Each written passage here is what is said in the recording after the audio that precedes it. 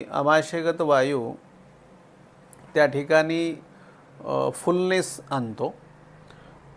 आमाशयाचं जे ॲक्च्युअल चलगुणाचं क्लेदनाचं कार्य आहे ते हृदगतीसोबत आहे आणि ज्यावेळेस तिथं फुलनेस येतं म्हणजे आमाशयगत वायूमध्ये त्यावेळी वायूची संचिती होते, त्यावेळेस मग त्या हृदयाच्या ठोक्यासहित येणारे ते सगळे सिम्पटम्स आहेत। सो तिथलं स्थान हे द्रवगुणाचं आहे, त्याच्यामुळे छर्दी आणि इतर लक्षणे येतात आणि सोबत त्याच्या कफाचं स्थान, द्रवगुणाचं स्थान, प्राणवह स्रोतसाचं स्थान आहे आणि ह्या सगळ्यांच्या अनुषंगानं मग जेव्हा नाक बंद होतं तेव्हा पुढचे सिम्पटम्स घडतात असं होतं।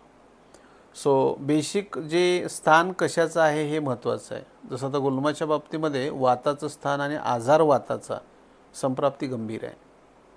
आता या ठिकाणी कफाचं स्थान आणि आजार वाताचा दॅट्स वाय दिसणारी लक्षणं ही वाताच्या एक्सेस अमाऊंट ऑफ चलगुणाच्या कारणानं मूळ स्थानाला धरून तिथल्या द्रवगुणाला धरून येणारी लक्षणे येतात।